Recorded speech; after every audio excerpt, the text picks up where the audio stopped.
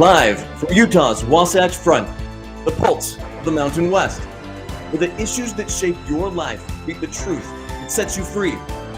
Across Utah, across the Republic, and around the world, welcome. This is KMMU.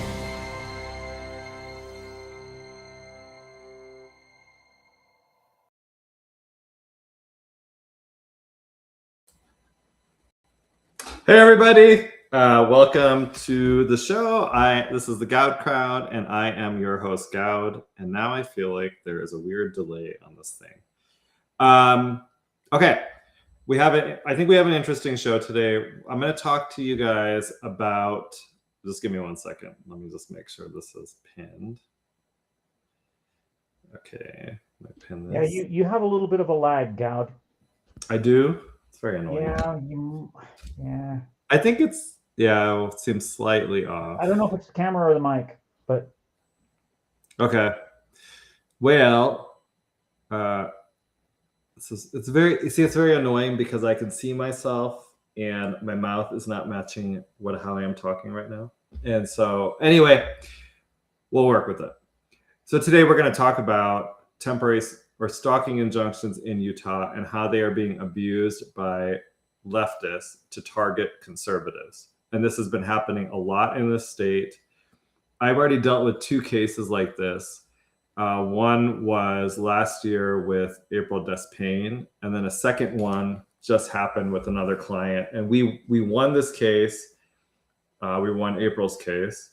And in both instances, the judges did not award attorney's fees. And that's a real problem because it means that the process becomes the punishment for the person against whom the stalking injunction was sought. But before we get there, I have a couple other things I want to talk about. First, this week, I got an honorable mention on Todd Weiler's podcast. And so let me just play for you what he said about me. Needless to say, I don't think he's a big fan. I'm sure some of you are shocked to hear this, but let me play this for you. Just give me a sec. Dave Robinson, who I do know, Okay, there we go.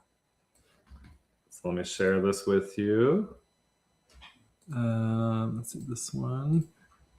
Okay, here we go.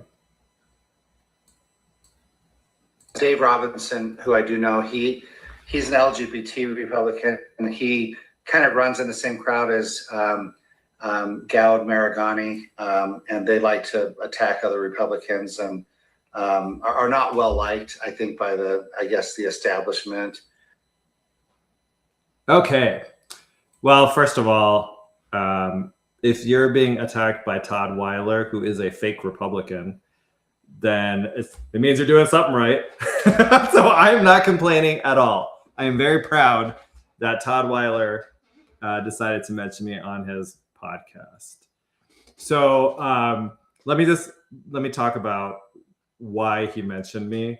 So Dave Robinson is gay and he's running for the 1st congressional district. Caroline Teaches Math says he also does not have good things to say about Lyman supporters. That is accurate. But the reason why Todd used the word attack, and that's the first thing to know, is that a lot of LDS voters, when you say attack, they think that you are being contentious. And so he says, I'm attacking Republicans because then people will be like, oh, Goud is contentious and he is not, it's like, I'm like being contentious and that's not a good thing. But in reality, all that I've ever done with people like Todd and Amy Winder Newton and Governor Cox is to expose them and how they are corrupt and how they promote the trans agenda in Utah.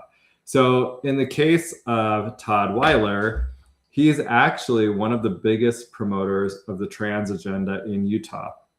And a couple of years ago, I got information from somebody that Todd had given, I think it was $200 something. I don't remember the exact amount, but he donated to this woman who had gender dysphoria, and so that she could remove her breasts and become a boy. or whatever. So when I texted him about it, and I was able to get a copy of I was able to screenshot his donation to her GoFundMe. And when I texted him about it, he actually said, yes, I did donate to her. What does it matter to you? And I said, well, I am opposed to the transitioning of, I'm opposed to the transitioning of children and frankly, adults.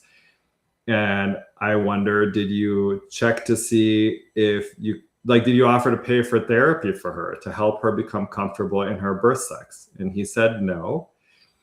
And then, and then actually I asked, how is she doing today? Have you checked on her? And he said he doesn't keep in contact with her anymore, which just made me mad because I said, well, that's so offensive. You donated to her to remove her healthy body parts. And if you've listened to interviews of women that have suffered from gender dysphoria and removed their breasts, it's a lifetime of pain and suffering. They're never comfortable in their bodies. It's something they feel all the time. And so I found that really offensive. And then later on, I think at a state central committee meeting, I was telling Aaron Bullen about this. And then he asked if I would give him my text conversation with Todd. And I gave it to him, and he actually exposed it. And it was pretty cool because I think that Todd is a massive promoter of the trans agenda, and that does not comport with Republican values. So if he wants to attack me because he thinks that I attack quote unquote Republicans, because I don't think Todd's a Republican, I'm good with it. I will wear that as a badge of honor.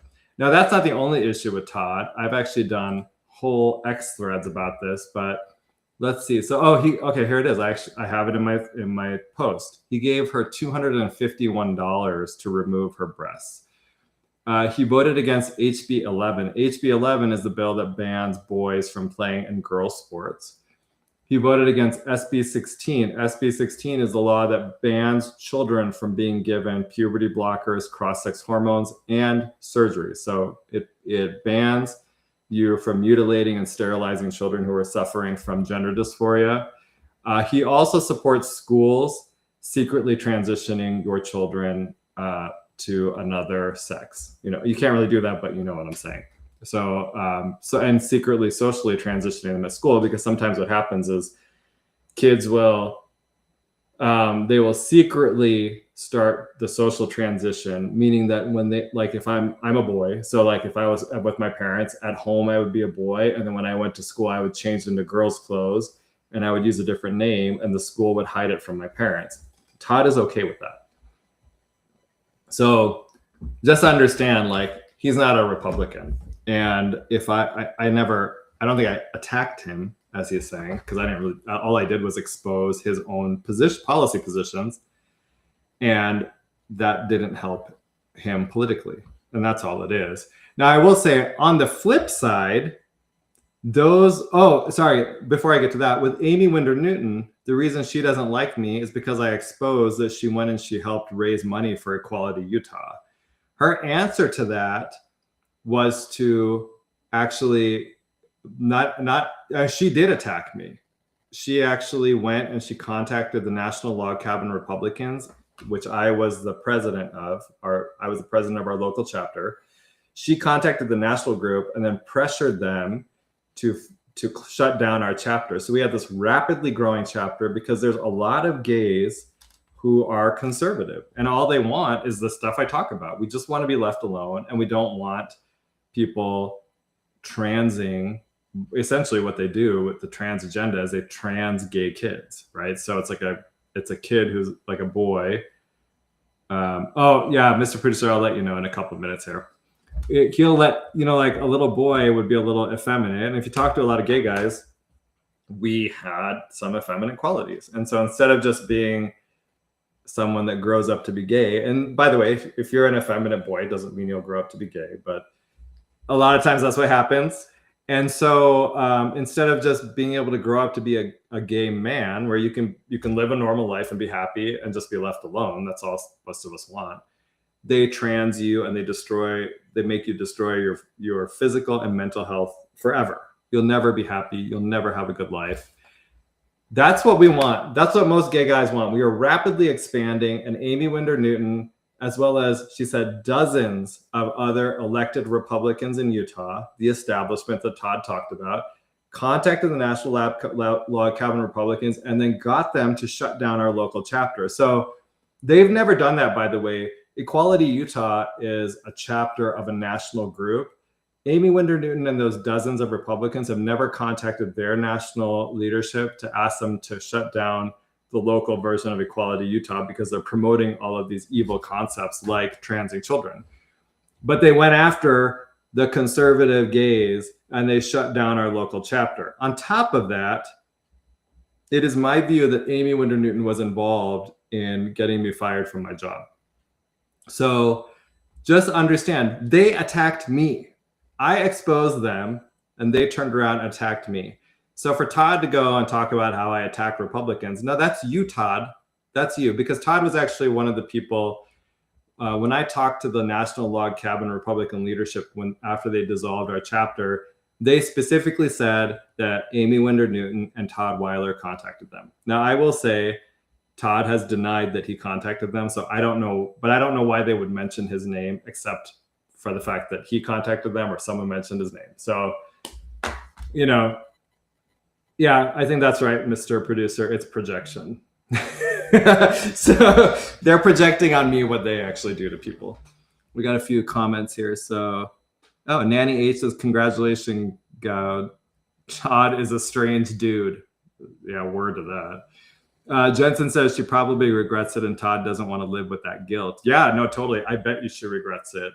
I don't know what happened to that woman. I feel bad for her. And I feel especially bad that there were adults around her who, instead of helping her become comfortable in her birth sex, they actually enabled her to destroy her body.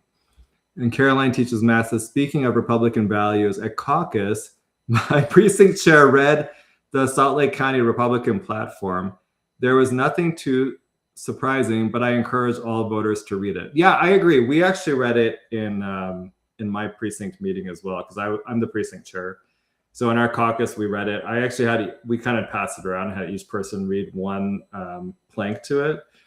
But what I thought was kind of interesting is the marriage one. You know, I will say, you know, I am everybody, obviously everybody knows I'm gay. It's pretty public and it's even been in the newspaper. But I know when they read it, it just seemed like people were uncomfortable because it does say the party believes that marriage is between a man and a woman. I don't have a problem with that. But I I felt like the person that had to read that seemed like they're a little bit uncomfortable because I was standing as the precinct chair. Okay, let's see. Marsgate8655 says cutting healthy body parts off is sadistic. Yeah, I agree. It's actually, you know, you have to feel really bad for people that do it because clearly you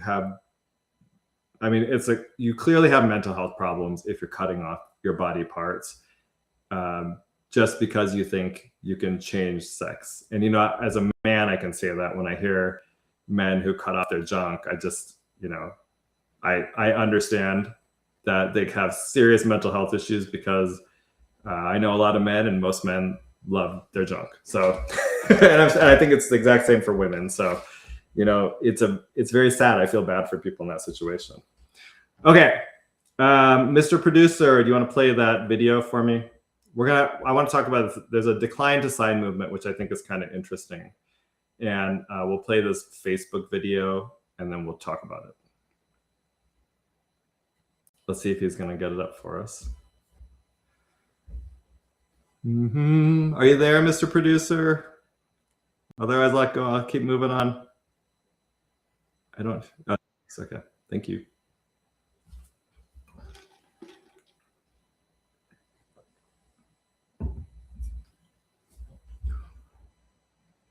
Okay, just give it a second here. This is from the Washington Republican Party.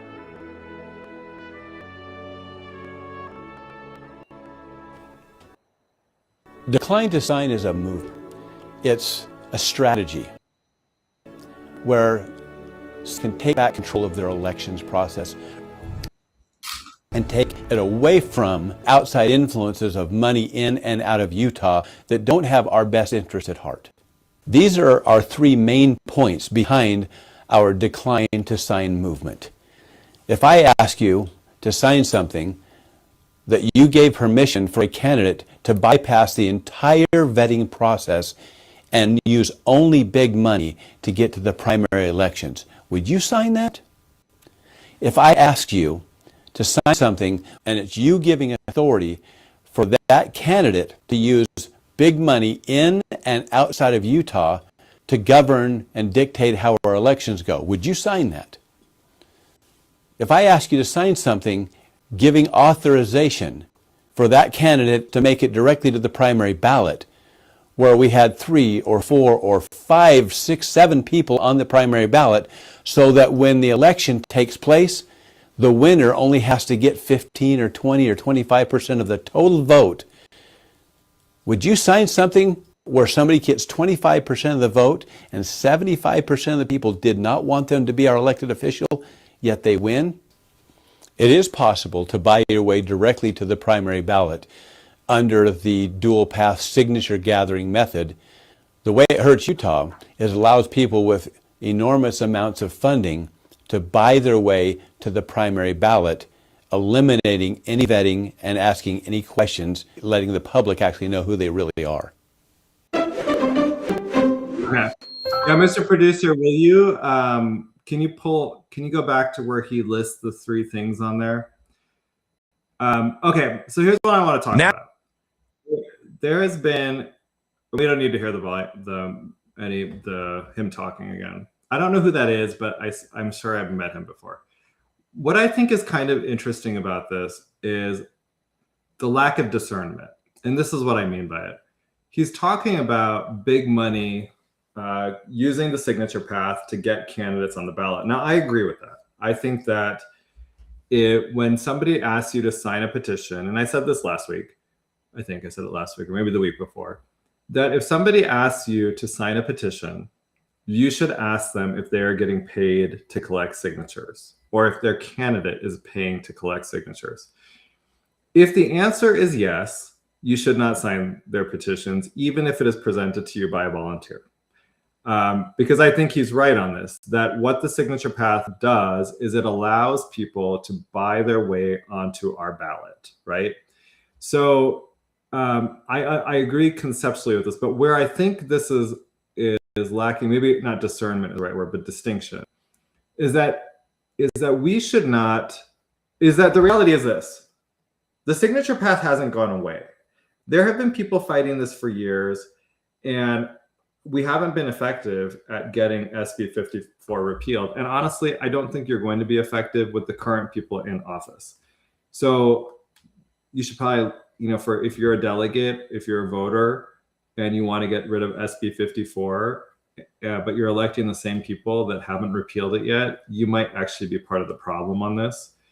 But I also think that if we want to put some pressure at this point to get them to repeal SB 54, maybe one of the ways is for conservatives to actually now start collecting signatures and to do it with volunteers. And I think that's the distinction that is missing here. So in the CD3 race, which is the race I think that he is referring to, both Celeste Malloy and Phil Lyman are collecting signatures. But there is a major distinction between the two of them.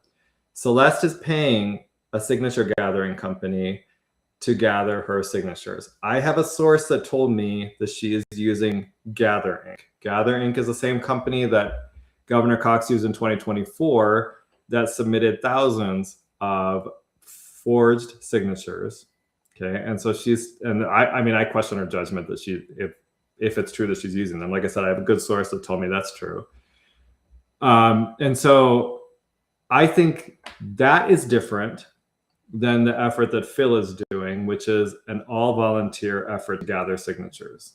And we, as conservatives, because I support getting rid of the signature path. I don't think we should have it.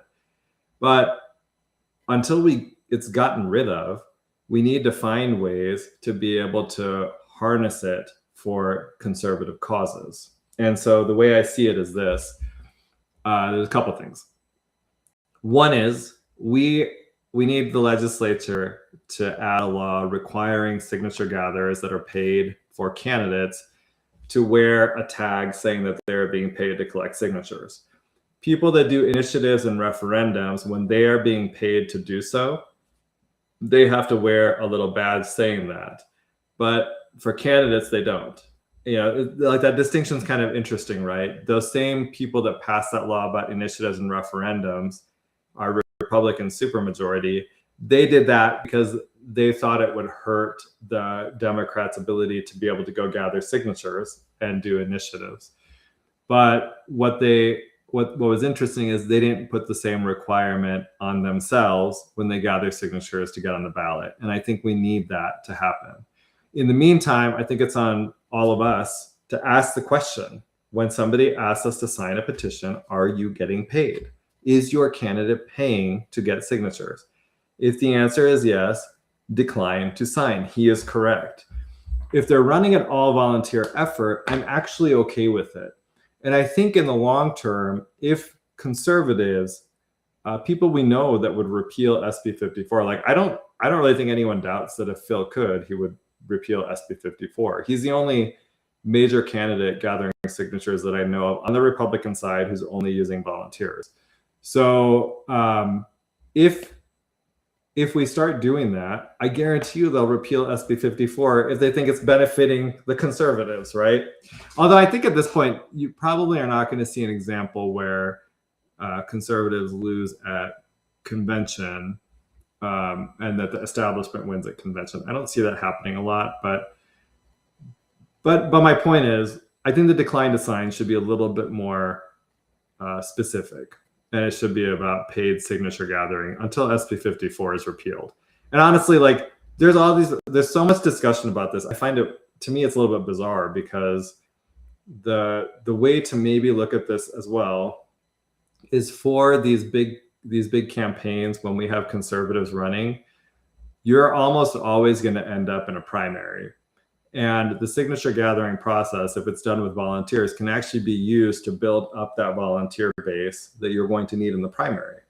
And so I would say, I actually think we need to start encouraging conservatives to use it. Use that process, get the volunteers, gather the signatures. And I think I'm taking maybe it's a little bit controversial here, but that's how I view this. And I wish Washington County would have made more of a distinction on paid versus volunteer. Paid versus volunteer. Again, I agree. Paid, it means out-of-state money will be funding this stuff. And also honestly, there's an incentive to cheat. And we've seen that every single cycle, there are signature gatherers that are charged with forgeries and fraud. So, that is a problem with paid signature gathering. I feel like someone told me, and I haven't done the case research on this, that you can't ban people from getting paid for it. You can regulate how they get paid. It's like a First Amendment issue. However, having said that, you can make them wear that tag, like I said, so that we know that they're getting paid. In the meantime, you should ask them. Last week, actually, I collected signatures outside caucus because I was over at Harriman High School. And I had one person come up to me and ask me if I'm getting paid. Okay. And I loved it. I was like, no, I'm a volunteer. I'm here totally voluntarily. I just wish everybody would do that. I thought it was great. Let's see. Oh, interesting. National Education Association poured money into the HB 267 referendum to paid signature gatherers. I did not know that. That's from Caroline Teaches Math. So that's interesting because the unions obviously have tons of money and they can fund all of this stuff. So that's, again, that tag thing for initiatives and referendum is useful because then you know that someone's getting paid. But I think it needs to apply to candidates who are paid for signature gathering as well. I would like to see that. And I wish, like I said, I wish Washington County had just been had made that distinction. I think there is a distinction to be had there. Okay, let's see. I had a couple more small things before we. Let's see. I have something. We should have this at our airport. What is this? Let me see. Oh, here. Let me play this for you guys. I love this. Okay. Hold on. I think I can share. You're holy, and you are lifted high. Holy, you're holy forever.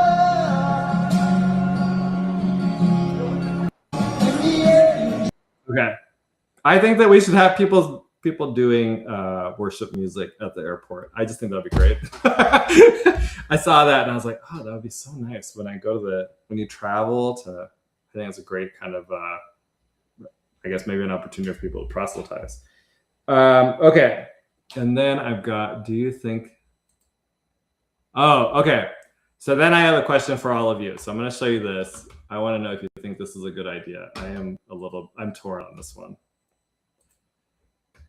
It seems like it could be cool, but then can you see this? So the explanation is right in front of you. This is the futuristic beehive, completely enclosed and safe system that is installed directly on the wall, just like an air conditioner. A special tunnel leads the bees outside, so they never enter the space where you live. The bees live their own lives. You just observe them. Thanks to the transparent front panel, you can follow the entire process, how they make honey. Okay. So they have this thing where you can have a beehive in your house, but the bees go through like this little plastic tube to go in and out.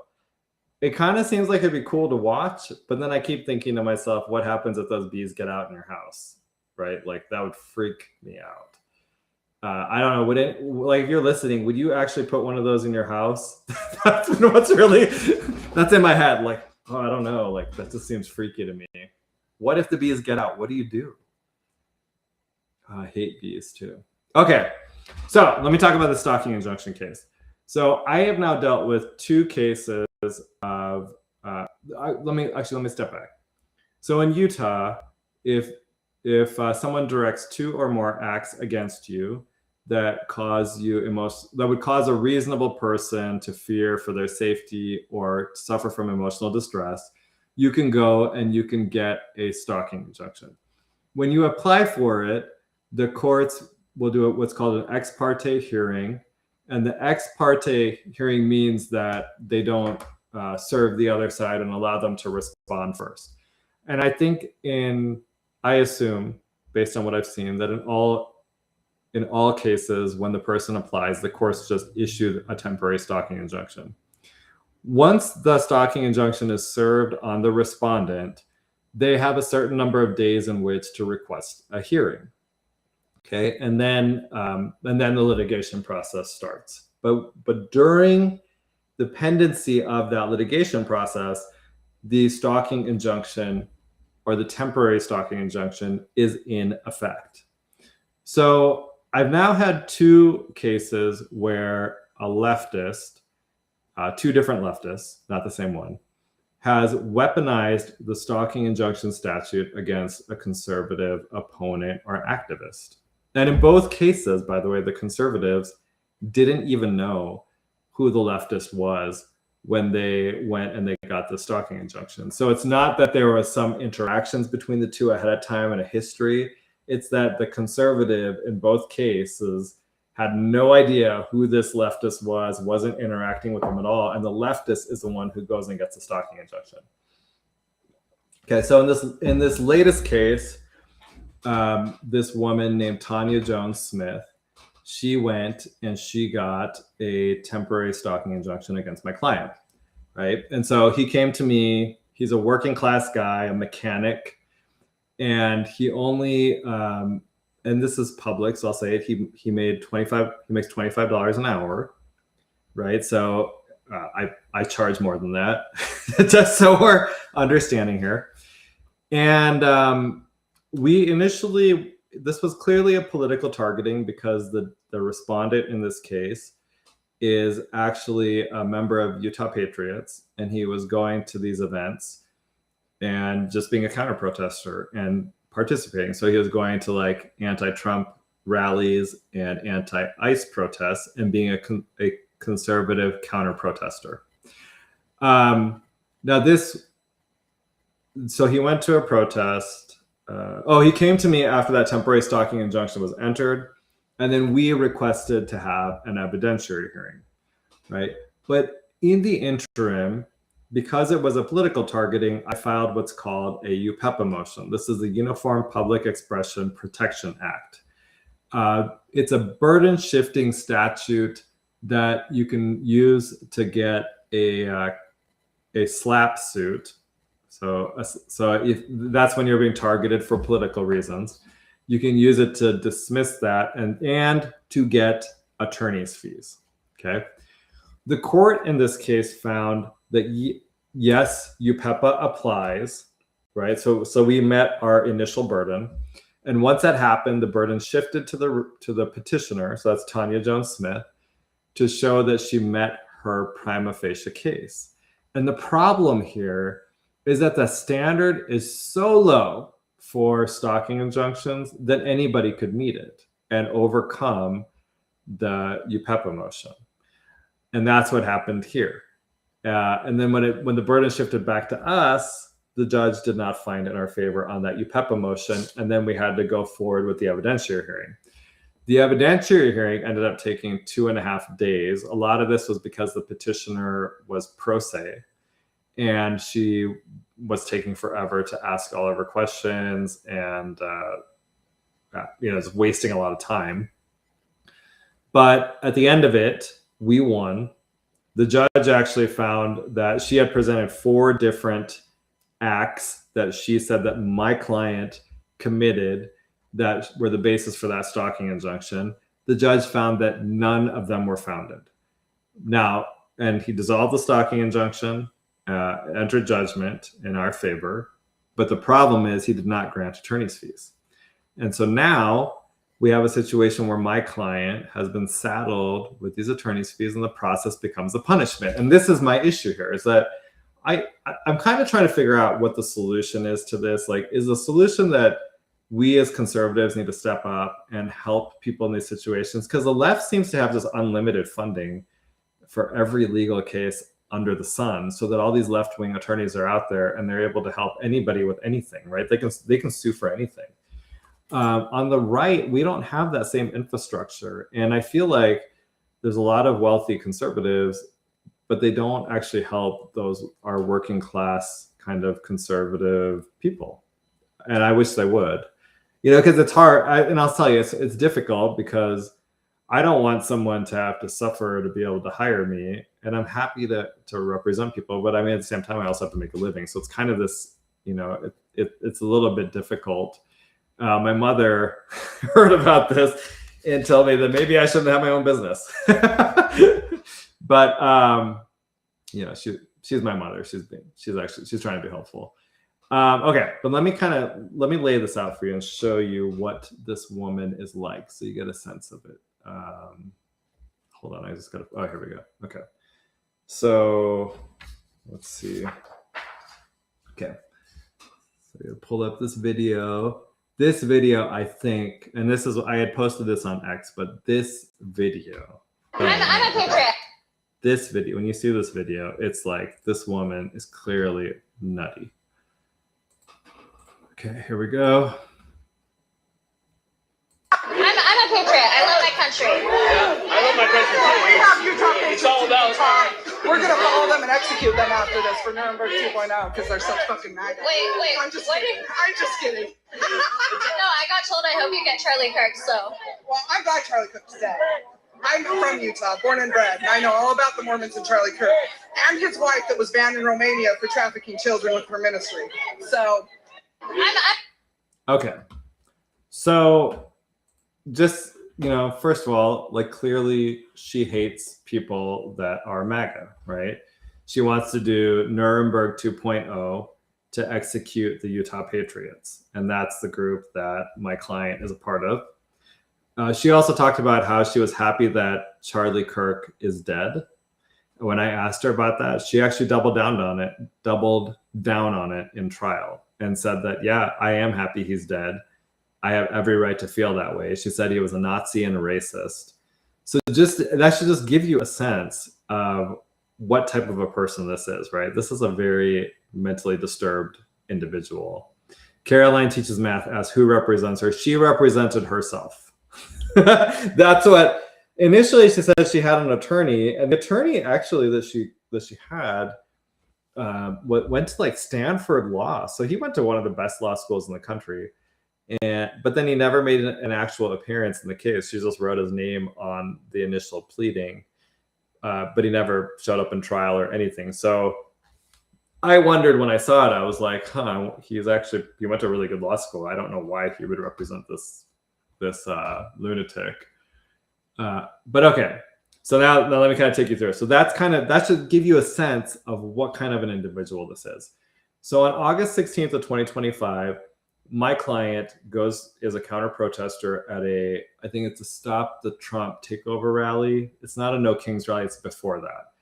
And I believe it was at a federal building in downtown. Okay, I'll play you. There's two interactions that happen. So in the first interaction, he is standing by his truck, right? He's protecting his truck because what he said is somebody actually came up and he had music playing from a speaker in the bed. Someone came up and stuck their finger in it and shut it off. So then he went and he stood by his truck, and she came out of the crowd and she came up to him. And then here's that interaction. So let me play this for you. Okay, hold on. And then Caroline teaches math says because he's a lunatic too. You mean my client? Oh, you mean the lawyer? The lawyer. I don't know. The lawyer never showed up, so I'm not sure that he's a lunatic. All right, here you go. Let me play this video for you. So this is the first interaction that they have. Let's see your pinning, motherfucker. Let's see your pinning. Where's your fucking pinning? I love this. Are you watching it? Dude, this, you know what? You know what the set. Okay. So you see there, right? My client, this is my client over here on the right. He's totally calm, normal, just telling her to move on, move along. Oh, yeah. Okay, Caroline teaches math says she was talking about the lawyer. Yeah, that's what I figured. And then you see her. She's the blonde-haired lady in the muumuu, and just a complete lunatic. And during the hearing, it turned out that she did not go up to him and say, "Hi, my name is Tanya Jones-Smith. Nice to meet you. Let's have a discussion."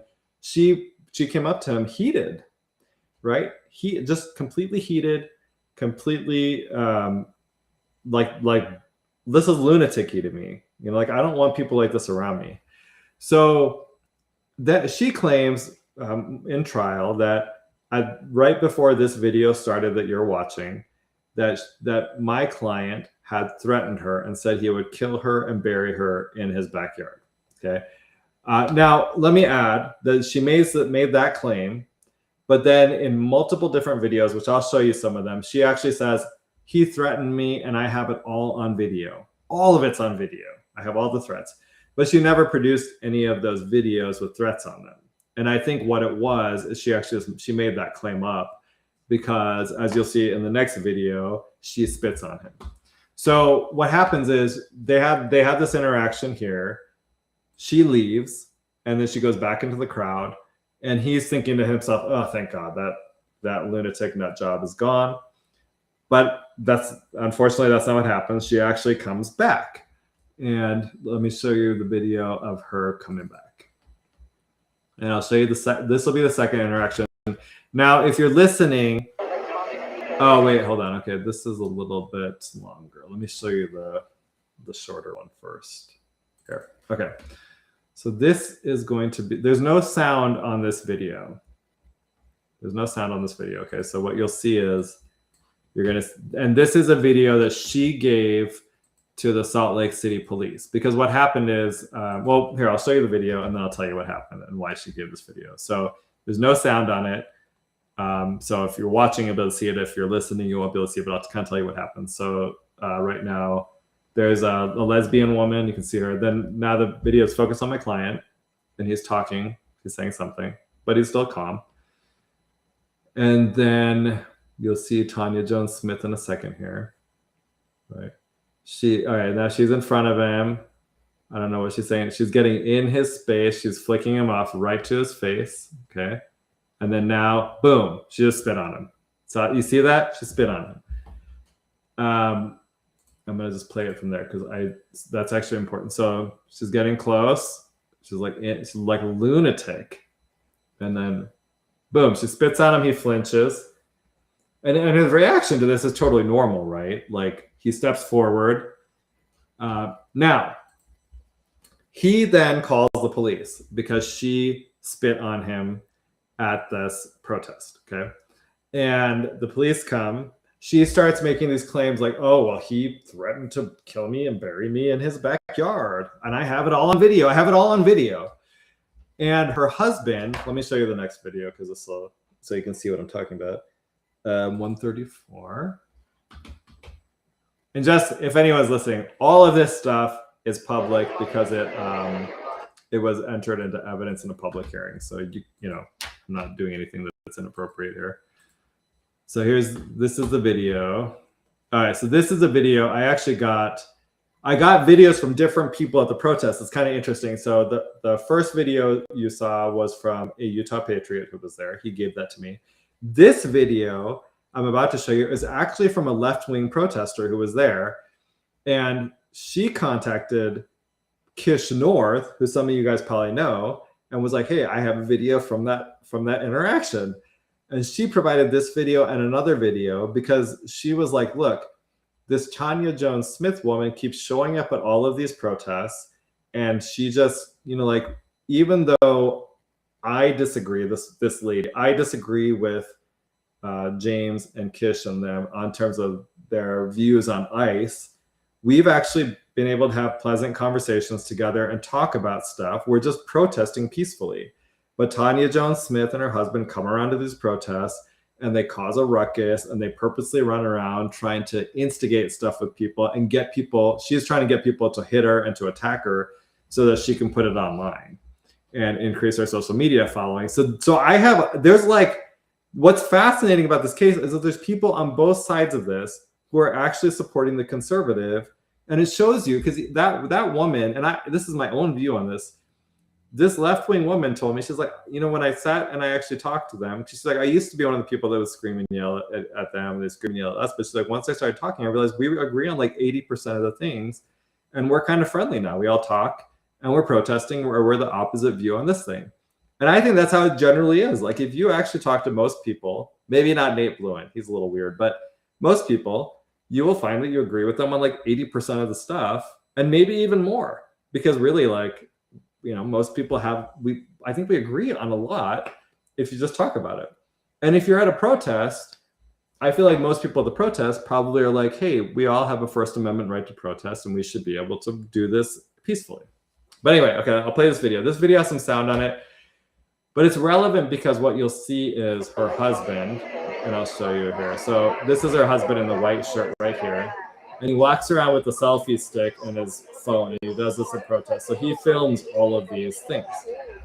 And there she used to spit on him. And then she's walking away. And you can hear her saying, do it, do it. She's saying, hit me, hit me. That's basically what that is. And then the husband's there. You can see his little selfie stick right there. This is Kish, for those of you who know. And then actually, the woman that gave me the video is like right here. There he is, walking away with his selfie stick. And he's walking back. So you can kind of see that what happened there from a distance, right? That this is the second interaction. So the first interaction happens, she walks back into the crowd, she brings her husband, and then the second interaction happens where she spits on him. My client James then calls the police show up. She starts claiming that he threatened to kill her and bury her in his backyard. And then she has video of it. The only video she provides is that video I showed you where she removed the sound from it. And that was like a really interesting thing because we had a dispute. We filed what's called a statement of discovery issues, asking the court to order her to produce the unedited version of the video. Because you can see, if you watch what I just showed you, the husband actually is the one that took the video, the last video I showed you where she spits on him and there's no sound. The video is actually much longer, but he edited it. and so it's what we ended up with was much shorter. Well, what happened is the court ordered her to provide that unedited copy of the video, and in response, they claimed that they inadvertently took the sound off the video, and then when they edited it down, that it like the sound was gone, and they couldn't get the sound anymore. But if they had the sound, it would help their case. I mean, like, if you're, when you're a lawyer, sometimes like you're just sitting there like, okay, so if you had the sound, it would help your case, but you don't have the sound because you deleted the sound, and just for the record, like, the husband is in the tech industry. He's like a scrum master, but when it comes to video editing, he acts like he is stupid and has no idea what he's doing. I mean, that was his testimony, essentially. Like, oh, I inadvertently took the sound off the video. And I was able to show during her testimony that she actually lied about the sound on the video itself, because there was a hearing where she told the court, when we took the video, we took it without sound. And then when the judge asked, well, how do you do that? I've never heard of this before. She said, well, she came up with an elaborate story, basically, like, oh, well, when you turn the sound down on your camera, it doesn't record sound. It just records video. And I was like, I don't think that's true. But then later on, when she responded to the, and again, this came out in the hearing as well, when she responded to the court's order to produce the unedited version of the video, she actually said that the video had sound originally, so it contradicted her earlier statements, and that they inadvertently, that was the word, they inadvertently deleted the video, and they didn't realize it. And then they inadvertently deleted the original video when they sent the video without sound to the detective. Okay, so after that incident, my client's like, dude, I don't want anything to do with this lunatic, right?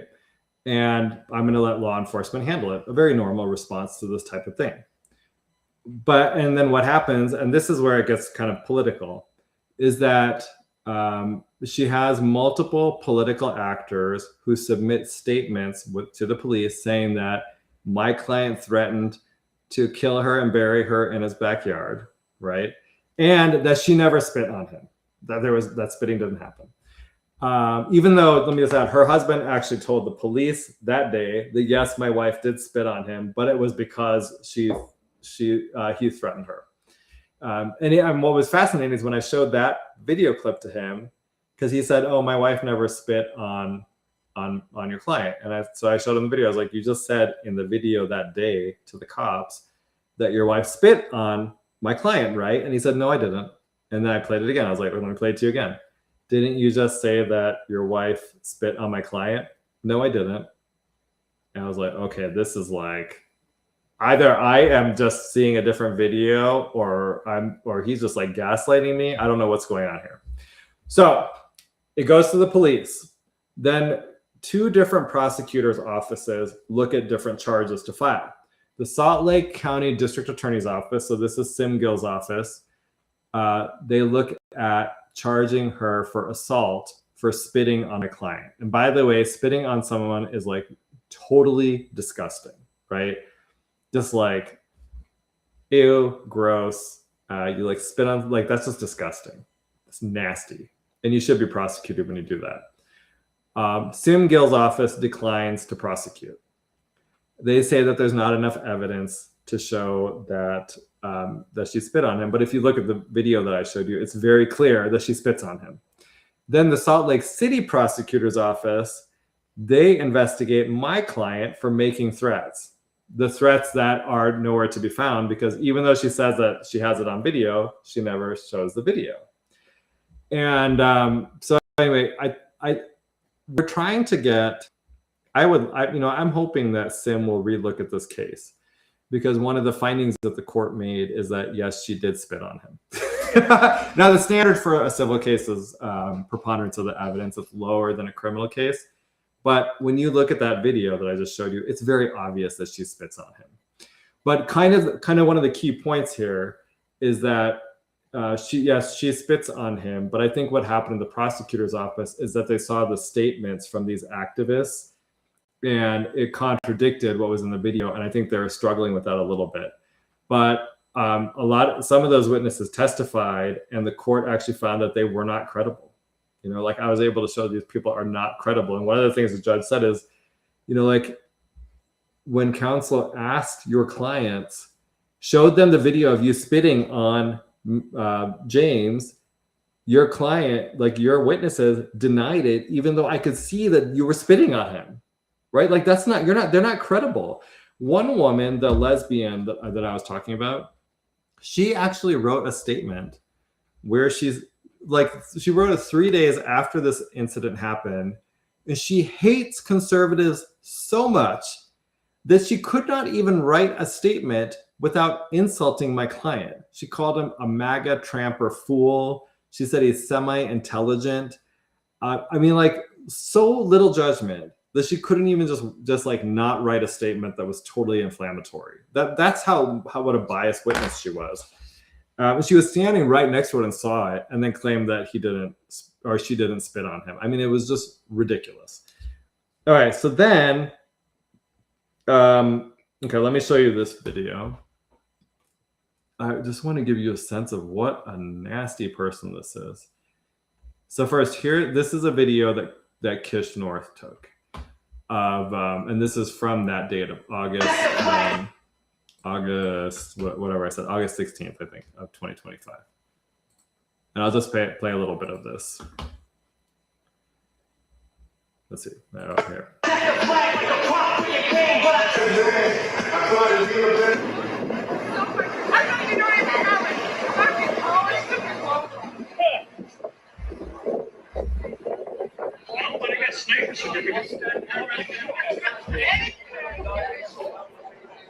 I'm gonna get it with Bob Lamar. I got the case number, and they told me where to call the prosecutor to press from the charges. So I'm gonna do it.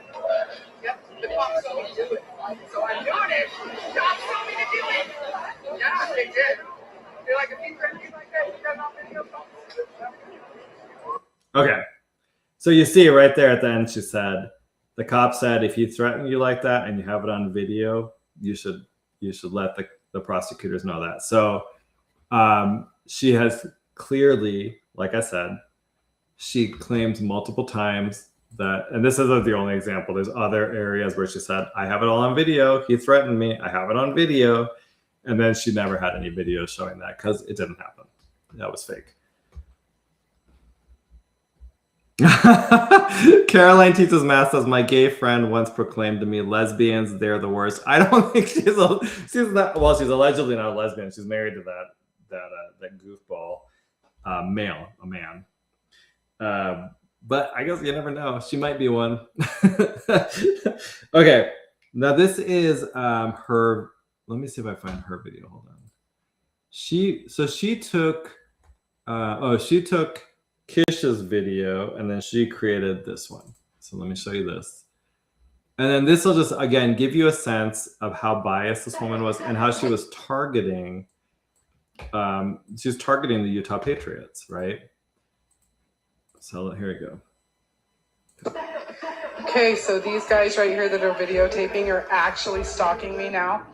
And you can see here, and if you listen to their audio, they escalate and say they are snipers. So they threaten. Okay. They threaten to shoot me and bury me in their backyard. Okay. So I just want something to explain to you guys, right? Like, so she's saying they said they have a sniper certificate. They did not say that. Kish said that. Then she said they threatened to shoot me and bury me in the backyard. According to her, James threatened that, not they. But she's saying they because it's made up. That's my whole point. Like this entire threat thing was just something she fabricated because she thought it would get her out of being charged for spitting on my client. Never spit in their face. They don't have proof of it. Never happened. Uh-huh. Except the video. Yeah, never spit in his face, turned around, called him a pussy, and he went to hit me, and we have video of it, all of it on video. So, yeah, and now he's showing up at other places where I'm at. And I was stalked in Sandy, Utah by one of these Patriot founders which are who these guys are. Notice how they're carrying firearms now to a protest today, which his friend James is actually a convicted felon, and he has a record from the 90s. So, and the guy recording is Kish, which is an insurance salesman because he failed at the founder of the Patriots for Utah, or Utah Patriots. But you'll see that they just escalate, and he threatened again using sniper and death threats towards me, and they think that I spit on them, which is a total crack of shit. I turned around and called James a pussy because he is a pussy. He said he was a Marine and he was going to shoot and bury me in his backyard, and I've got all of them. So See, these I've got all of fuckers it. are going down. It's hilarious. They're stupid. They're like trailer trash. And you should see James Stembridge's back history. My attorneys pulled all of his record, and holy That is stalking. shit, Right, what she was talking about. Shit.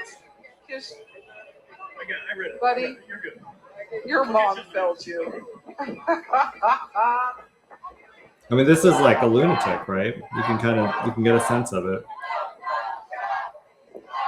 And this is just your See, typical we're in a protest, stand your ground right? state. So, and I am a female. I've hunted my entire life with rifle and archery, both big game and small game.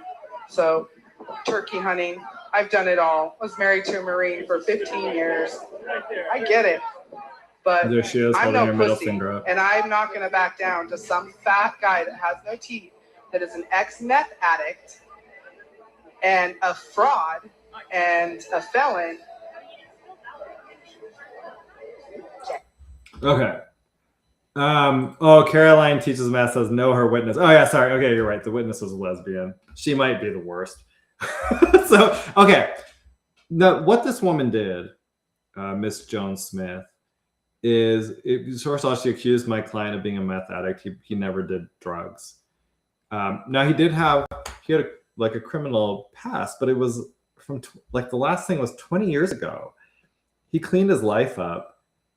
He was drinking at the time. It's like minor things that really have to do with drinking, I think. And she dredged all of that up to try to malign his character and destroy his life. I mean, all I could think the whole time was this is such a disgusting thing to do to somebody. They turn their life around, and then you have this crazy lunatic go and dredge it all up because she's got a vendetta against him because of his political viewpoints. And she tried to bring all of that up into court. We were able to get it excluded. There's a rule of evidence. I think it's 403 or 404. I can't remember. Basically, it has no probative value. It's just being brought in it's prejudicial. And so the court excluded all of the past criminal history because, again, it's 20 years old is the most recent thing. And to bring that up is just so horrible. And let me add, she made a whole video about it, calling him a racist, a sexist, and a homophobe. And he had a client come to his job and ask him about this video because the client didn't know about the past. Because, again, it was 20 years ago. And this woman is just such a bad person that she dredged it all up and caused this guy emotional distress. He's the one suffering through all this. She's not suffering at all. It's him who is just being targeted and harassed by this woman just repeatedly and constantly. So anyway, okay, so that's that. I hope this is kind of giving you a sense of the type of people we're dealing with here. And she's not a lone actor. There are lots of people like this who will abuse the stalking injunction statute to go after political opponents. And I just want to add, just so this is clear, I do not care if someone is doing this liberal to conservative or conservative to liberal. It's wrong and it needs to stop. And I'm happy to represent people of any political persuasion if they are being targeted for their political viewpoints by somebody abusing the stalking injunction statute. Because I just think it's just so wrong, right? It's horrible. And it makes it so that people don't feel comfortable being able to exercise their First Amendment rights. And I just think we need to be more cognizant of this and understand what's going on. Now, the two examples I have are leftists. I don't want to say they're necessarily liberals, but leftists going after conservatives.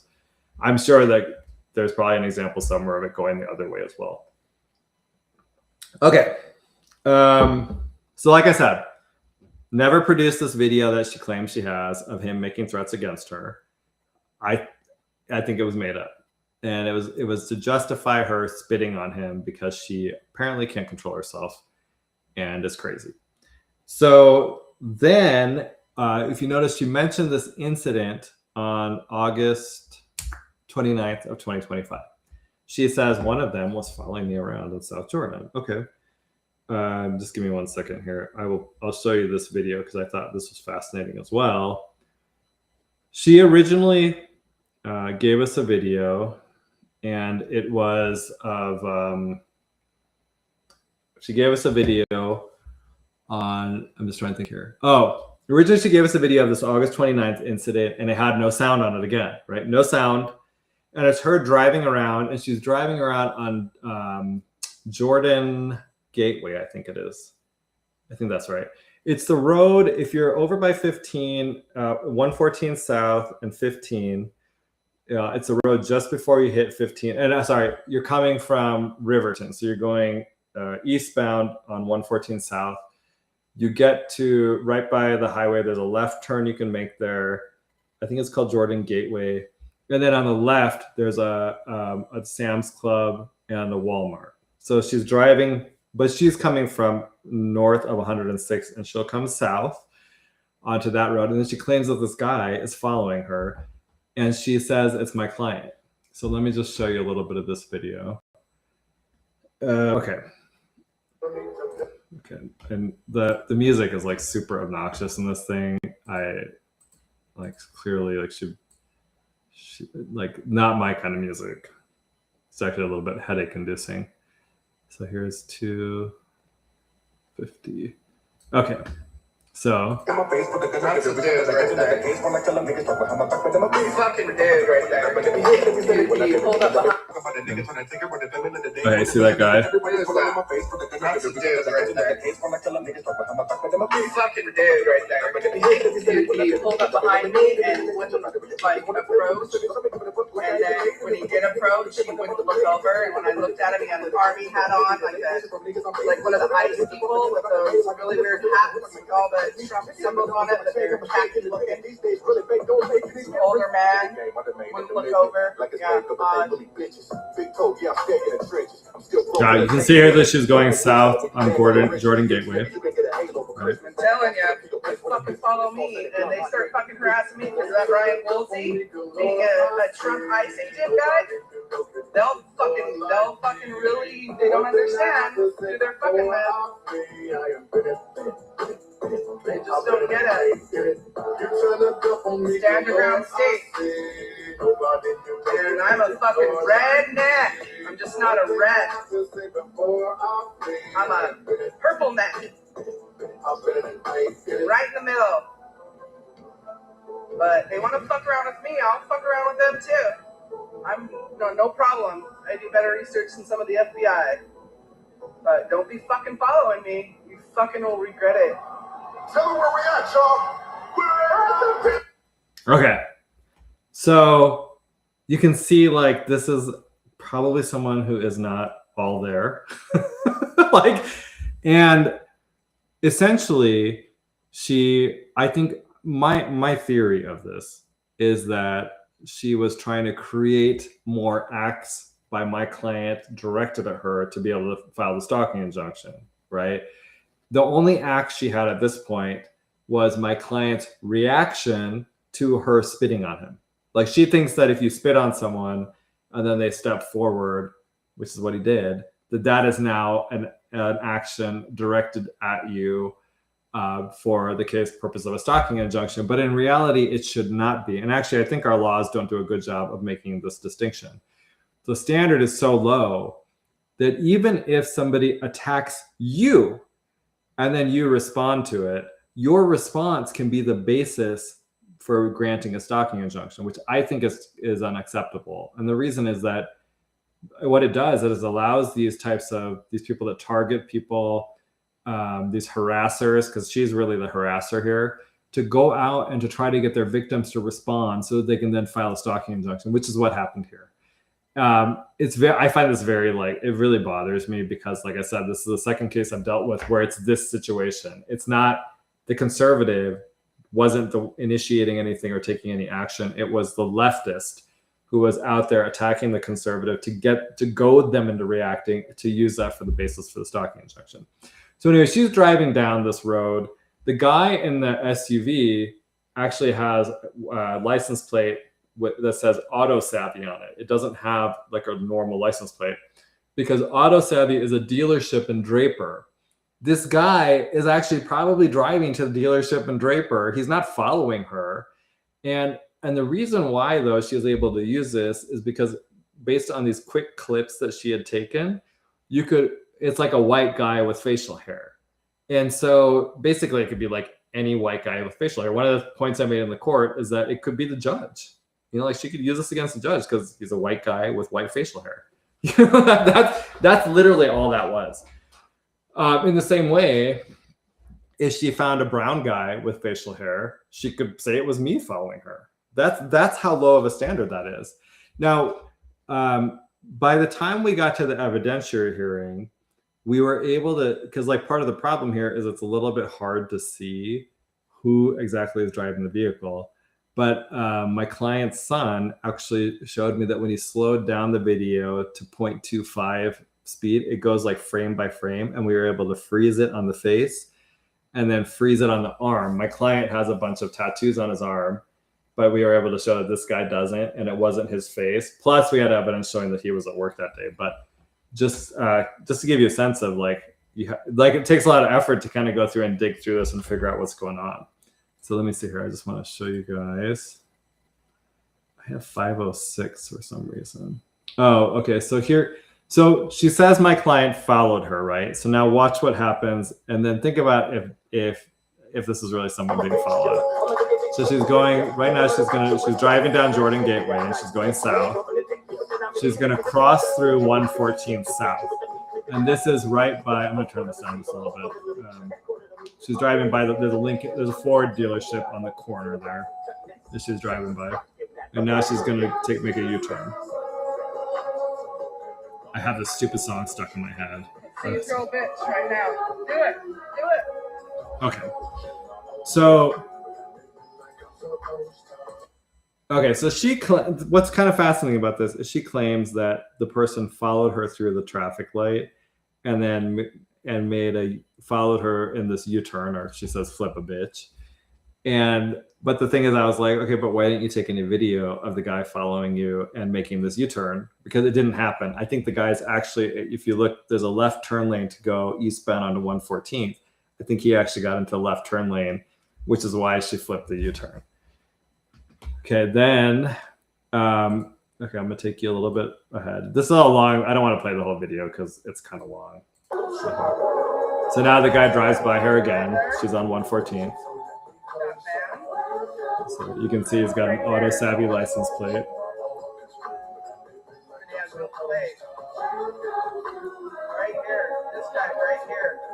The dude is like on his phone talking to somebody. He's not even paying attention to this woman.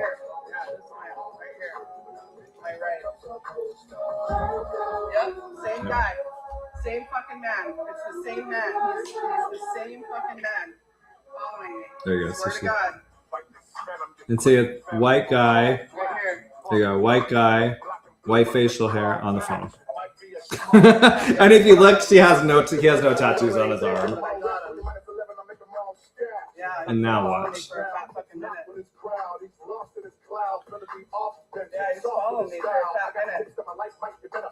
Look, and here's another one right here. Look at this fucker right here. See, now she thinks the guy in front of her is like following her too. This fucking guy right here. Nausea alert right here. There's two of them. Right here. So you can tell like she's paranoid. That's one thing, right? Obviously she's paranoid. The guy that she thinks is following her actually goes to make a right turn onto State Street because he's going to the Auto Savvy dealership, which is south of here. And now I'm going to take you a little bit further ahead because I just want you to hear some of what she says because this is where it gets There's one point, I don't know if we'll hear it, where she says that she's gonna, if someone's following her, she'll stab them in the throat, which is a threat, right? I mean, like, she's claiming that like I said earlier, she claims that my client said that he was going to kill her and bury her in her backyard, and she had video of it. She didn't produce that video, but the video she produced is actually very disturbing about her. Oh, Mr. Producer said, this is really weird. It's very paranoid. That's a diagnosis. Yes. Okay, here we go. Going to Home Depot to buy stuff for his ice. You got to stop them. There's more of us than them. They'll end up dying. We'll end up dying. That's what it's going to come to. On the fucking street. Glad I grew up with guns and a Marine. I got to tell you that. Being raised pretty much by my partner. I was really young. Learned a lot of shit in the Marine Corps. Always handled guns. So, yeah. If they want to fuck around with me, then go ahead. Fucking go ahead. Okay. You can see how disturbing that video is, right? Now, she originally produced that without sound.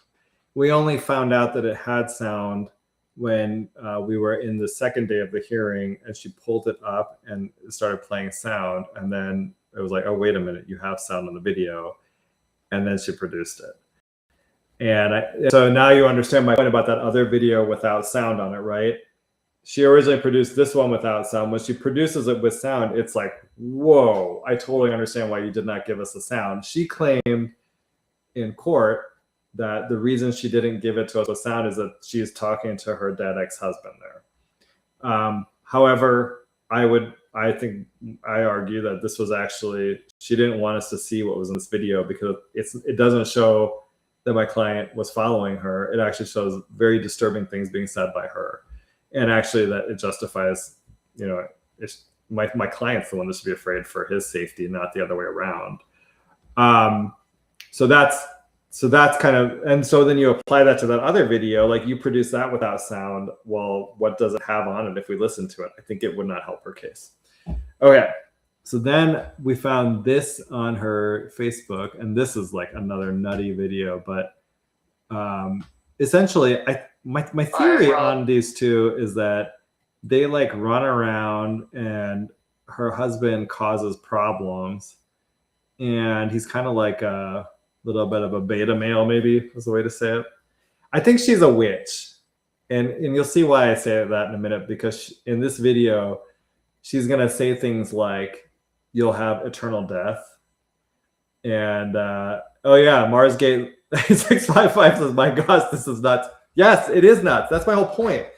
But the thing is like, this should have never gotten to this point. And the difficulty is that our stalking statutes are just, the standards are so easy to meet. I don't even fault the courts for granting the temporary stalking injunction, because I think they're put in a very difficult position where if they don't, they feel like if they don't grant these, right, and something happens, it's on them. And so I understand where the courts come from in this, and I don't fault them for initially granting it. And I think the statute is written in such a way that it sets a super low bar that somebody like this could weaponize it against just a normal guy trying to go out and protest. And I'm glad that he came to me to ask me to represent him.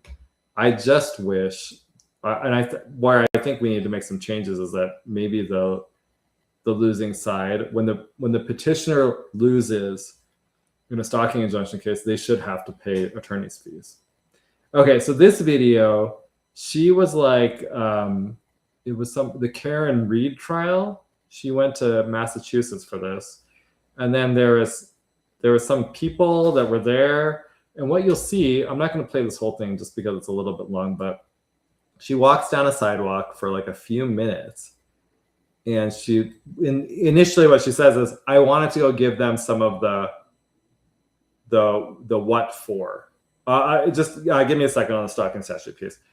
I went to give them some of my what for energy. That's what she says. Okay, so let's just watch this. And literally these guys are like sitting in a coffee shop, and or like they're sitting in some sort of restaurant, coffee shop, and just watch what happens. And when I saw this, I was shocked. This is on YouTube, by the way.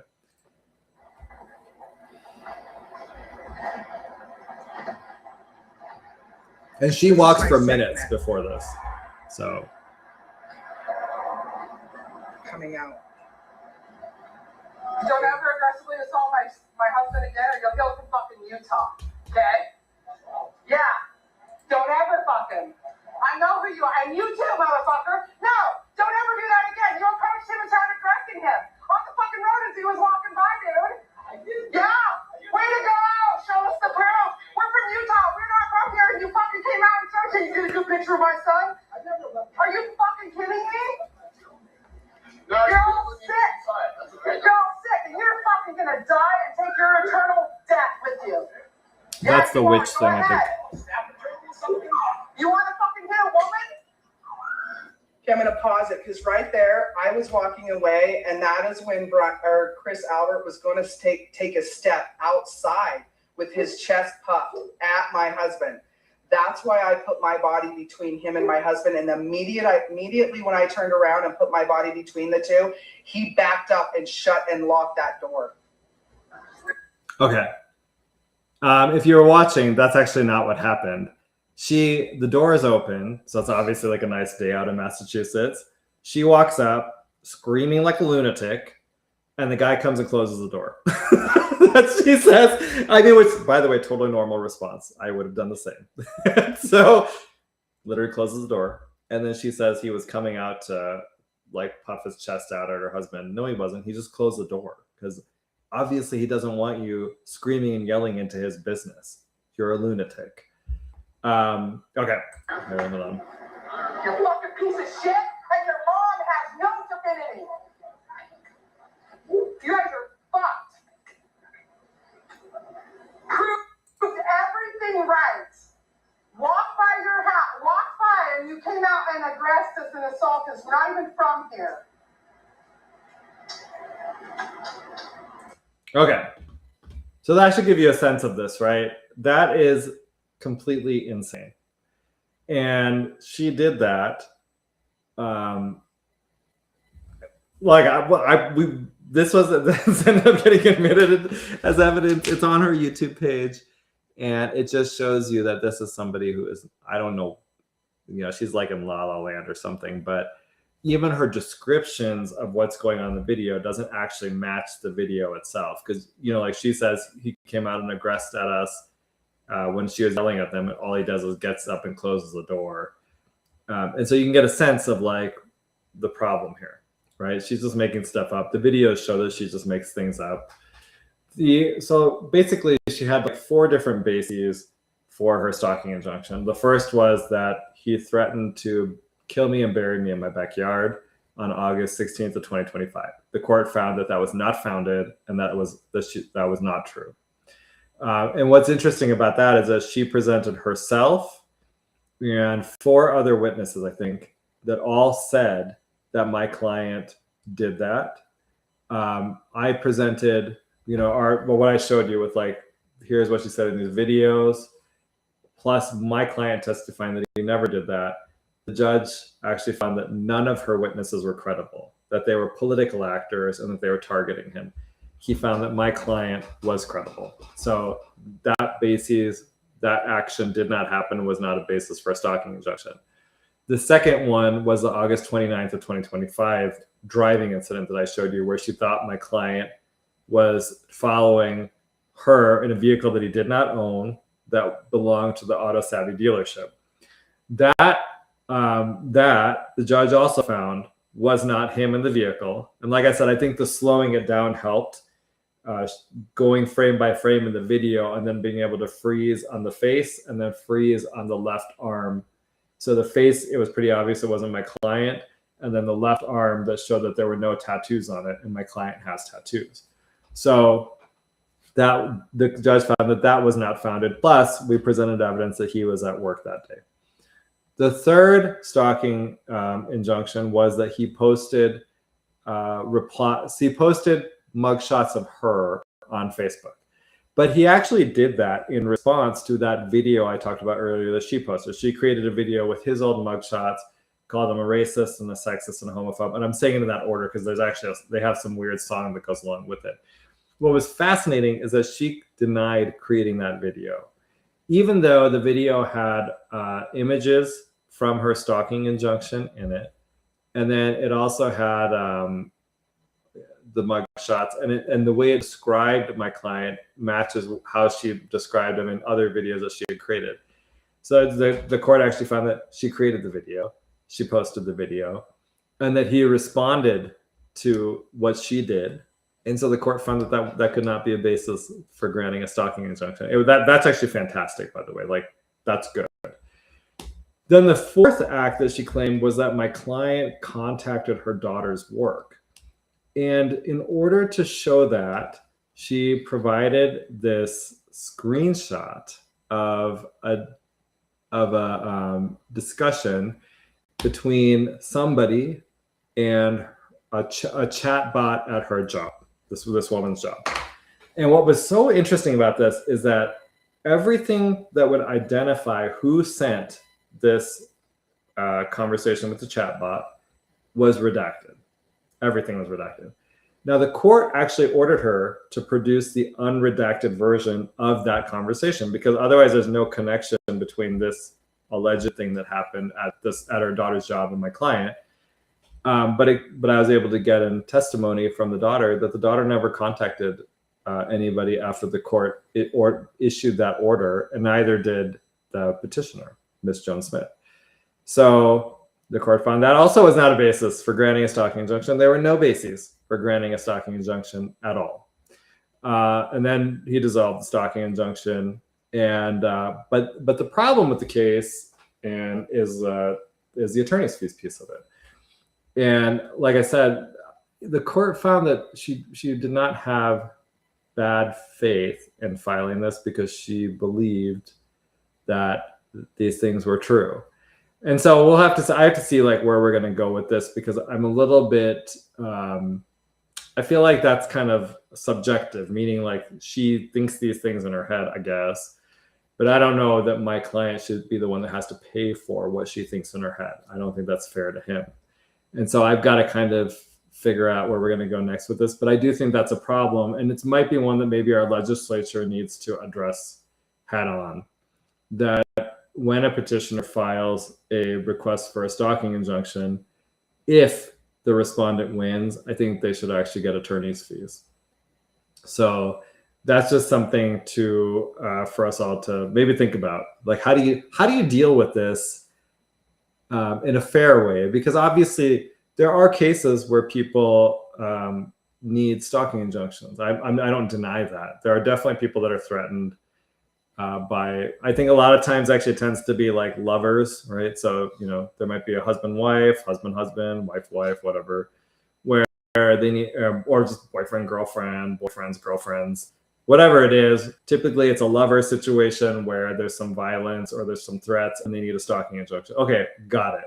But this wasn't that. And so how do we make that distinction where it's political, the petitioner loses, the petitioner should pay? And I might reach out to some of our legislators to see if this is something we can discuss and figure out for the next legislative session, because I would love to have a good solution for this. Because my issue is that although we resoundingly won this case, that without that punishment of having to pay the attorney's fees, or not punishment, but really the fairness aspect of it, she could go do it again, you know? But I would think that if she does it again to someone else, that person will definitely get attorney's fees, but that doesn't help my client. So anyway, and the reason I think this is important is because it keeps happening. Like I said, this is the second case I've dealt with like this. Then Mr. Producer says, my opinion is that what goes on in her head is very delusional. Yes, I think that is accurate, as the videos show. And then he said, what is the difference between a stalking injunction and a restraining, or as they call it in California, or a protective order? I don't know if there is a difference. Yeah, so I'll be honest with you, I'm not 100% sure. In Utah, I think a lot of these kind of, I'm just talking about the stalking injunction. So yeah, and I don't want to talk about things I don't know about. So And I got a Marsgate 8655s. Can you read the stalking statutes again, please? I missed the first portion. I don't think I read them, to be honest with you. Let me see if I have. Give me a second. I don't have my stuff here. Okay, hold on. Let me see if I can pull. I'll pull it up real quick. Essentially, well, I can describe it to you. I think it's 107. Hold on. Utah stalking statute. It's 76-5-106.5. And so when somebody engages, an actor commits stalking if the actor intentionally or knowingly engages in a course of conduct directed at a specific individual and knows or is reckless as to whether the course of conduct would cause a reasonable person, one, to fear for the individual's own safety or the safety of a third individual, or to suffer other emotional distress. This reasonable person standard is like an objective subjective standard. So it's like a reasonable person that's in the petitioner's shoes kind of thing, but it's not supposed to be like the petitioner. And a course of conduct means two or more acts directed at or toward a specific individual. And then it gives different examples. It's very broad, so it could be anything. Anyway, I just think we all have to be more cognizant of this because this impacts conservatives. And so if it happens to you, you should fight these things. What I found is in the case law is really interesting because sometimes what you'll find is that one person will get a stalking injunction and the other person will just let it go into effect because they're like, I never even interact with this person. I don't care. Now, with my client, he cared because, and I actually think you should care. If you're not interacting with somebody and they get a stalking injunction against you, you don't want that because the stalking injunction itself is public. And that means that people can use it against you. And they could publicize it. It could damage your reputation. It could impact your work. In the case of my client, the petitioner during the trial, she sent first her husband to his job, and he went and asked questions because we had submitted a time card as one of our pieces of evidence, and the time card showed that he was at work all day. So this guy, he drives to her job, he parks across the street, he doesn't use his own vehicle, and then he goes in and starts asking questions about the time card. Well, he's awkward and weird, so like they're like, oh, he was friendly, but it was kind of weird. And I don't think they like that. Well, it turns out also they had somebody, they said his name was John Hancock, called his job the day before the husband showed up, and then said he was calling to inquire about a handwritten check and that he worked at a check cashing place. Now, what is really bizarre about this is that I tried to get the information about John Hancock. So I asked, can you give me his address? Can you give me his phone number? Can you give me his email address? Can you tell me where he works? They didn't know. They claimed he had no address. They don't have his email. They don't have his phone number. He just shows up every once in a while, and then he randomly does stuff like this. It was the most bizarre thing. Then I asked, well, what does he look like? And the husband was like, well, he's about my height, and he's white with dark hair. Like, okay, well, I think this is made up. Yeah, John Hancock. I was like, quote unquote, John Hancock.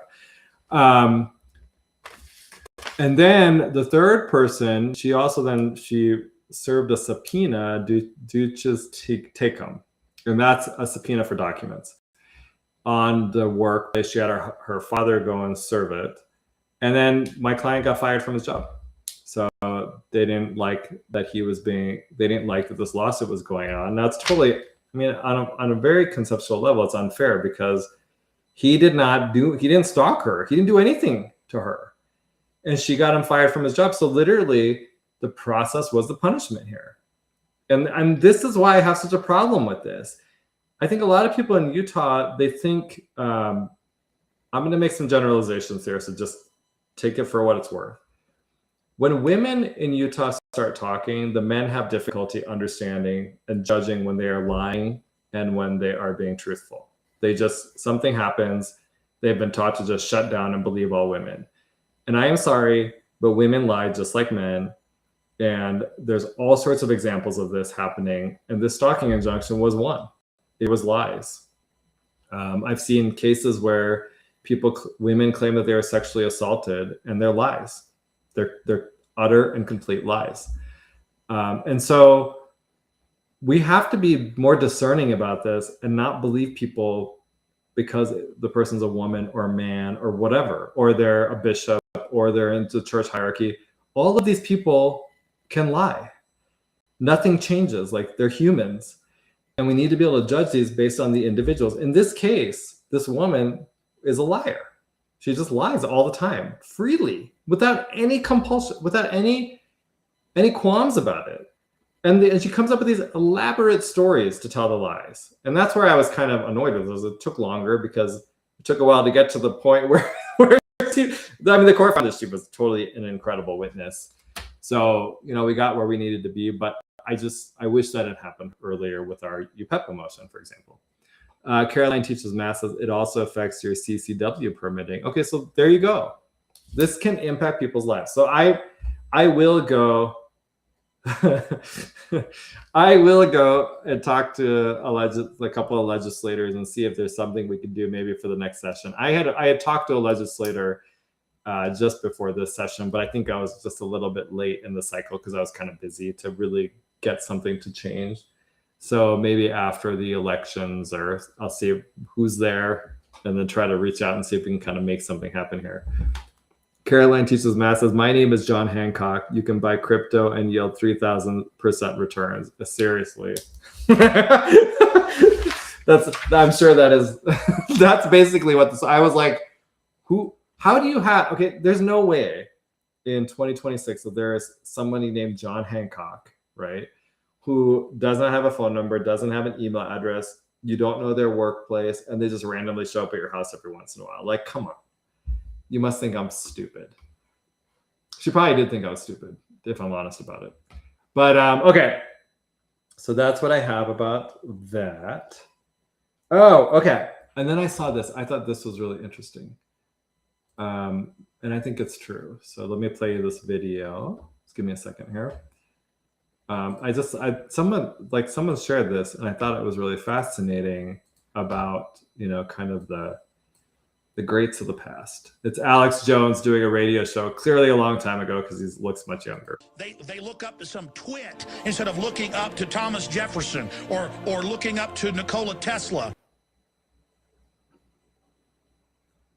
Or looking up to Magellan. I mean, kids, Magellan's a lot cooler than Justin Bieber. He circumnavigated with one ship the entire planet. He was killed by wild natives before they got back to Portugal. And when they got back, there was only like 11 people alive of the 200-and-something crew, and the entire ship was rotting down to the waterline. That's destiny. That's will. That's striving. That's being a trailblazer, an explorer, going into space, mathematics, quantum mechanics, the secrets of the universe. It's all there. Life is fiery with its beauty. It's incredible detail. Tuning into it. They want to shatter your mind talking about Justin Bieber. They look up to some. Okay. I think he's right. We really do. Well, I don't think people really appreciate the feats of people in our history. Right? When you really delve down into this, right? Think about like the Revolutionary War. These men, they fought the greatest empire of the world, and against impossible odds, and they won it. And to appreciate that would really require you to kind of go back in time and think about what they had against the British and what that was like. And I think it's impossible to understand today because everything is so comfortable. And it's just so different. And people have become, I think, very conservative. They're unwilling to take these risks and even just in politics, you see it all the time where people, I think COVID was a great example of this, right?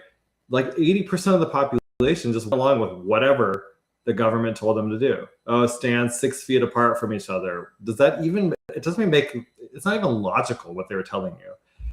Wear a mask. Right? Like that didn't make any sense. oh, we'll put up these dividers between you and other people, and that's going to do something. And people did all of it. Oh, take this experimental vaccine, and that's going to prevent you from getting. It's 99% effective, right? And then it turned out that it was all lies. But what it showed me at the time is that so many people are just listening to what they're told, and they're not analyzing it and thinking about it. And people they'll say things like, well, they're really busy raising their families. And look, I'm not going to minimize that. I totally understand that. That does take a lot of time. I totally get it. Like I don't have kids and stuff, and I never will. And so it's a little different for me. But I mean, I would think that these things are still very important, right? Because like you're making decisions about your kids. So when it was COVID, they're telling you, this shot is 100% effective and you need to give it to your kids. And it's like, well, that actually, if you read about it, it's really dangerous for your children and you shouldn't give it to them. Actually, it's dangerous for you too. You shouldn't have taken it. And to his point, that's our culture. We need to get back to dreaming big, thinking big, encouraging kids to want to do all these great feats, and to not be just stuck in a world in which we're just happy with the way it is in the status quo and unwilling to take the risks that could change your life, right? I mean, I've done things in my life that are higher risk, and I will admit that they've caused problems for me. Like, just as an example, I've done this stuff where I've exposed powerful people, and they turned around and they destroyed my ability to make a living. Okay, but at the end of the day, to be honest with you, it was all worth it. I'm happier today than I ever was, and I think a lot of it has to do with the fact I'm free from these some corporate loser who wants to tell me what I have to think and what I have to say. Like, if someone said that to me, I just give them the middle finger like this. I'm like, nope, not doing it. and it's freeing. It's really nice. And I do wish that more people could experience something like that. And I'm not saying I'm Magellan or anything like that, because I'm definitely not. But we need more risk takers. We need people to dream big, to think big, to want to do great things. And I think, like, with the next generation, instead of them being glued to their stupid phones all the time, like I wish we would teach them dream big. There's so many things out there that we haven't discovered yet. You could be the one to do it, and you could change humanity forever. And we should be looking up to these great men and women of the past who did these phenomenal feats that we can't even imagine, and then thinking about, what is the next thing? What can I do that's like that? Okay, so Marsgate8655 says, I think if you are found to be lying, you should pay trouble and fees. Yes, I agree. That's actually not a bad suggestion there. So maybe that's something to think about, is like, if the court finds that you're not credible, that you as a petitioner were not credible, which is what happened in this case, that then you actually have to pay attorney's fees. The one drawback of that is that I feel like then courts will be reluctant to find that the petitioner was not credible, because it will then cause them to have to grant attorney's fees. A lot of courts are very uncomfortable with this, because with stalking injunctions, the Utah Supreme Court, which has mostly liberals on it, has said that when you're deciding whether to grant attorney's fees in a stalking injunction case, you have to consider if it would deter other people from filing them. Like, I'm not kidding. And really, we should want to deter people from filing fraudulent ones, right? Or baseless ones. That should be something we're doing. Okay.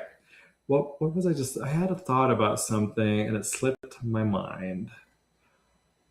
Okay, so we talked about the stalking injunction. We talked about Celeste Malloy paying people to get signatures.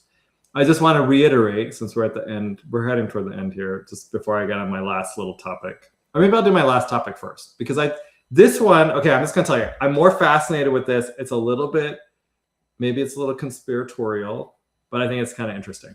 So I've been reading about this, and I had a friend, and he told me recently that Benjamin Netanyahu is dead. Okay.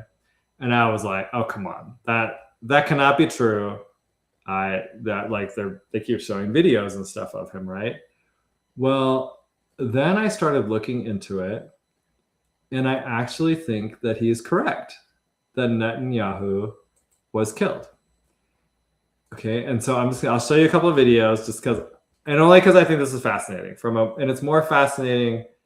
It's not about Israel, but it's more about like, if it's true, the cover up is what's so fascinating, and the ability to do this kind of stuff and have people just go along with it. So here's when this rumor first started, they did this video. So let me show you this. Let's see, it's him in a coffee shop. Here, I think this is a second video, because the first video came out and something happened during the video where he had an extra finger. And then he came out and he was at a coffee shop, which is weird because like there's a war going on. So why would you be at a coffee shop? And then this is the second video after that. And he's like, look, I only have 5 fingers. So I thought this is kind of interesting, right?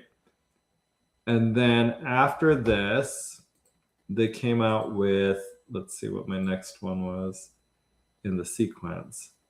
Oh, then they did this press conference one. Okay, so here's a video of the press conference. I'll show it in the background because I think he's talking. Oh, I think here actually talks in English. I'm alive. Here. Welcome to the Foreign Press. First of all, I just want to say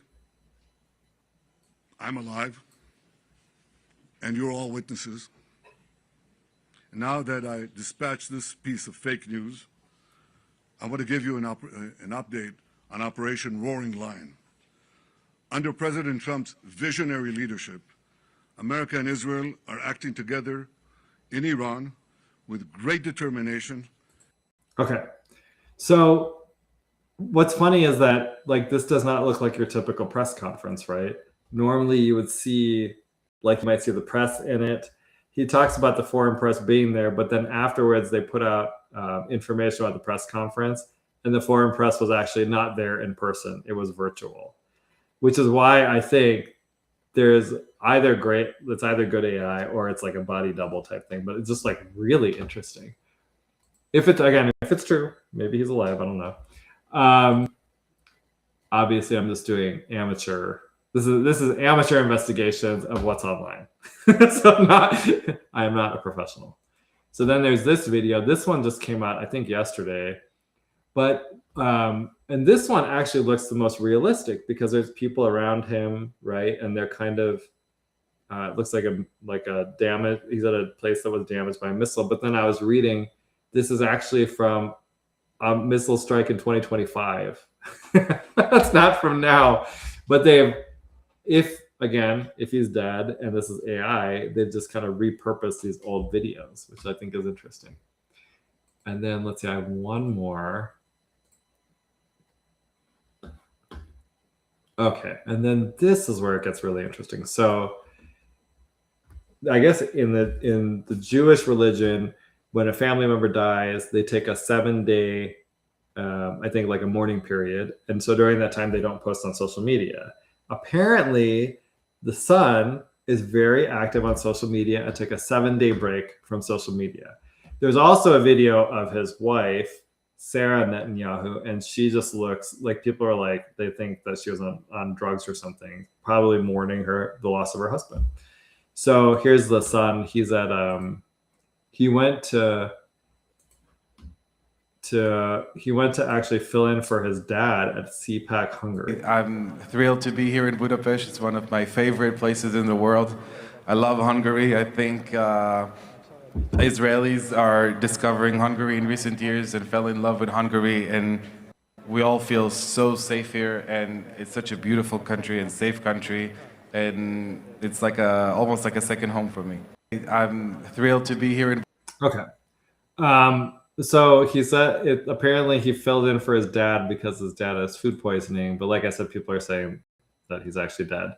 One of the things that's kind of interesting here, and this is kind of my personal little bugaboo, is that if the dad is sending people to war, why is his son living in Miami and not actually in the military helping with the war? Just a question, right? He looks very young. I think he's gay, but again, you can serve in the military when you're gay. So his father should tell him, you need to go and enlist in the military and fight for the country. I think that seems fair to me.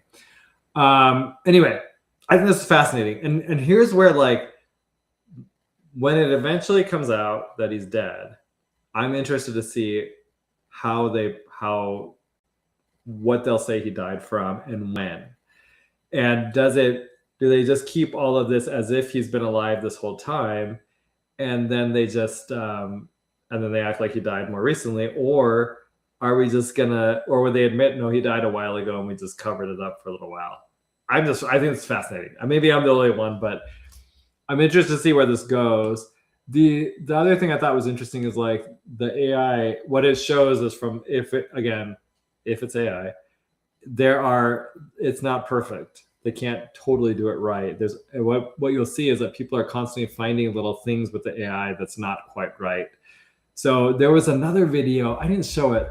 There's a video where he's walking around with Mike Huckabee, which was really, like, a little bit. So after the coffee shop ones, then he has one with Huckabee, who's the ambassador to Israel, and they're, like, walking around talking. I guess I don't have it, but there were some issues with that as well, like problems with that, with the way, like, there's something with his ear canal was weird. These people will find, like, the smallest little things that are really odd about the AI work being done. So it shows that it's not quite as perfect as they think, right? Like, people are able to kind of spot it and figure it out. And I just think that's, like, really interesting. All right, we'll see what happens with it, right? Okay, and then let me just let's see what we got here. Anything else? I have this Instagram I picked. I don't know what this is.